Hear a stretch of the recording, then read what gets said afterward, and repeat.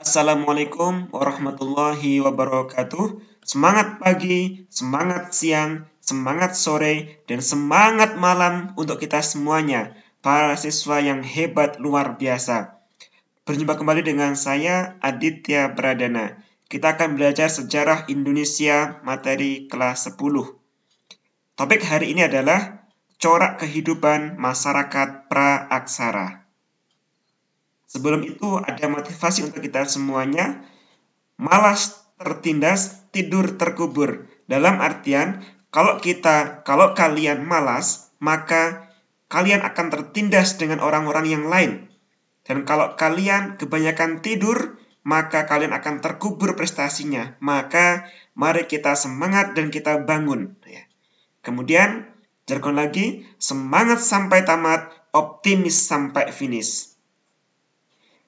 Kompetensi dasar, KD 3.3 menganalisis kehidupan manusia purba dan asal-usul nenek moyang bangsa Indonesia, Melanosoid, Proto, dan Deutero-Melayu.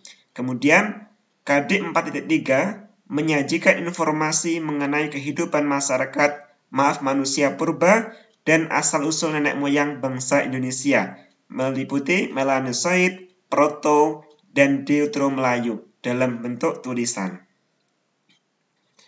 Berikutnya, coraknya yang pertama yaitu pola hunian. Di sini saya ambilkan foto, yaitu foto Songkoplek situs hunian pada masa akhir Pleistosen Holosen. Ini ya goa namanya ya. Situs itu apa? Pola hunian. Hunian artinya apa? Artinya tempat tinggal, hunian. Next.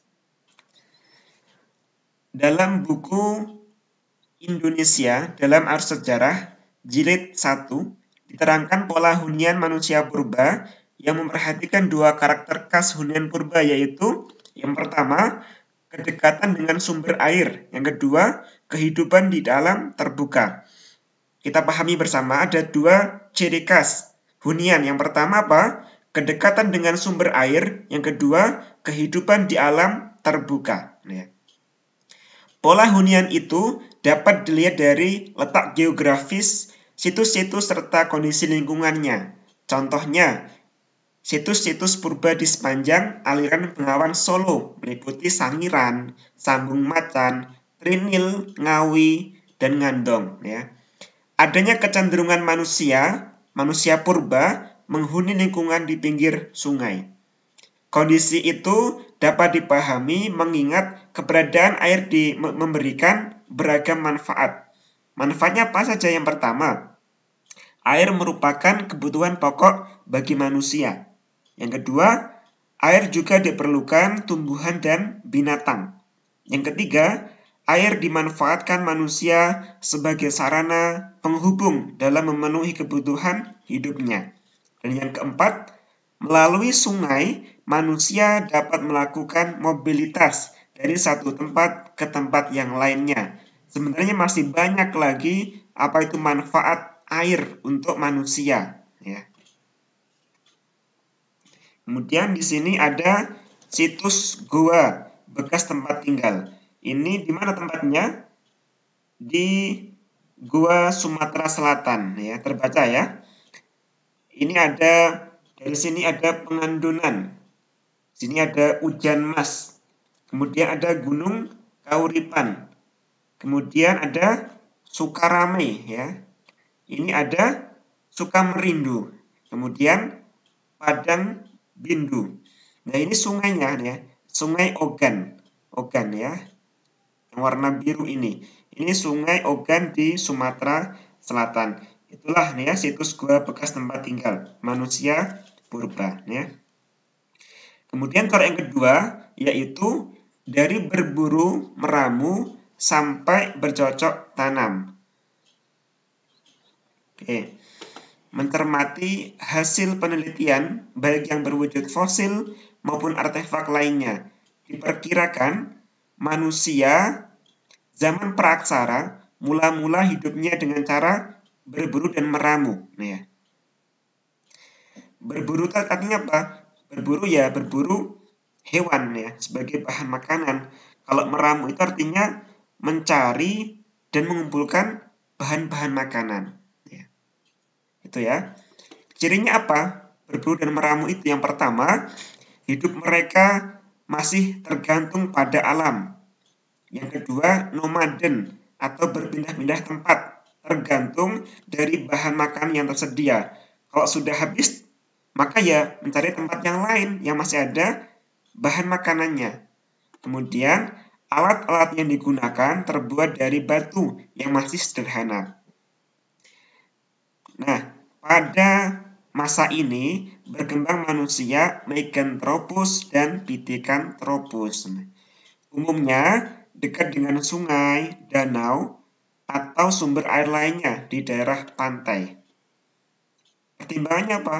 Pertimbangannya karena dekat dengan sumber makanan tadi ya, air untuk kehidupan. Next. Masa manusia purba berburu dan meramu sering disebut dengan masa food gathering ya. Kalian pahami food gathering. Mereka hanya mengumpulkan dan menyeleksi makanan karena belum dapat mengusahakan jenis tanaman untuk dijadikan bahan makanan. Ini sebagai ilustrasinya, food gathering. Peralihan zaman Mesolitikum, ini zaman batu Madya, ke Neolitikum, zaman batu muda, menandakan adanya revolusi kebudayaan dari food gathering menuju food producing dengan Homo sapiens sebagai pendukungnya. Mereka tidak hanya mengumpulkan makanan, tetapi mencoba memproduksi makanan dengan menanam. Mereka sudah mulai bertempat tinggal, walaupun masih bersifat sementara. Ya. Mereka melihat biji-bijian, sisa makanan yang tumbuh di tanah setelah tersiram air hujan. Pelajaran inilah yang kemudian mendorong manusia purba untuk melakukan cocok tanam. Saya ilustrasikan seperti ini. Ini biji yang tumbuh karena tersiram air. Kemudian setelah itu maka menjadi pelajaran untuk mendorong manusia melakukan cocok tanam. Kemudian ada problem, ada sebuah masalah. Nah, apa yang mereka lakukan di sekitar tempat tinggalnya, lama-kelamaan tanah di sekelilingnya habis dan mengharuskan pindah mencari tempat yang dapat ditanami. Kemudian ada yang membuka hutan dengan menebang pohon-pohon untuk membuka lahan bercocok tanam. Babat alas gitu ya. Ketika sudah penuh lahannya ditanami, maka mereka mencari lahan lagi yang lain. Ya, ternyata sudah ada pembukaan lahan dengan cara membakar hutan. Ini ilustrasinya, ya. Sekalian pahami ya. Kemudian kegiatan manusia bercocok tanam terus mengalami perkembangan. Peralatan pokoknya apa? Adalah kapak persegi dan kapak lonjong. Ya. Kalian amati kapak persegi berbentuk apa? Berbentuk persegi 4. Ya. Bentuknya sudah halus. Ya. Dan bagian tajamnya sudah diasah di sini, kapak persegi. Kemudian kapak lonjong. Ya namanya lonjong pasti lonjong bentuknya. Kapak lonjong memiliki ciri penampang alangnya berbentuk lonjong, ya, berbentuk lonjong. Berbentuk lonjong. Atau bulat telur, ya. Kemudian berkembang ke alat lain yang lebih baik dengan dibukanya lahan dan tersedianya air yang cukup, maka terjadilah persawahan untuk bertani. Hal ini berkembang karena saat itu sekitar 2000 sampai dengan 1500 sebelum Masehi ketika mulai terjadi perpindahan orang-orang dari rumpun bangsa Austronesia dari Yunan ke Kepulauan Indonesia. Beternak mulai berkembang, ya. Pelayaran dan perdagangan mulai dikenali. Perdagangan dengan sistem barter, yaitu saling tukar-menukar barang, karena belum ada alat pembayaran uang. Pertanian juga sudah mulai berkembang, karena tempat tinggal yang sudah menetap. Kemudian, corak yang ketiga adalah sistem kepercayaan. Ini saya ilustrasikan, ya. Kepercayaannya apa? Animisme dan dinamisme. Kalian sudah paham artinya? Animisme adalah kepercayaan yang memuja roh nenek moyang. Kemudian dinamisme adalah keyakinan terhadap benda-benda tertentu yang memiliki kekuatan gaib, sehingga benda tersebut sangat dihormati dan dikeramatkan. Misalkan keris, ya. Keris dipercayai memiliki kekuatan gaib, dihormati, kemudian dikeramatkan. Dan masih banyak lagi yang lain contohnya. Kemudian, apa ini? Batu apa ini? Namanya menhir. Menhir itu suatu tempat pemujaan kepada roh nenek moyang yang hanya berlaku pada zaman prasejarah. Ya. Fungsi menhir adalah semacam batu tegak yang ada di atas punden berundak, berfungsi untuk pemujaan terhadap arwah nenek moyang. Ini kepercayaan. Kemudian ada namanya sarkofagus. Ya. Sekalian amati gambarnya. Ini sebuah wadah atau tempat kubur dari batu berbentuk seperti lesung. Ya. Nih, seperti lesung. Lesung batu yang terdiri dari wadah dan penutup dengan bentuk dan ukuran yang sama. Ya. Jadi ini dan wadah dan penutupnya ini seimbang ukurannya.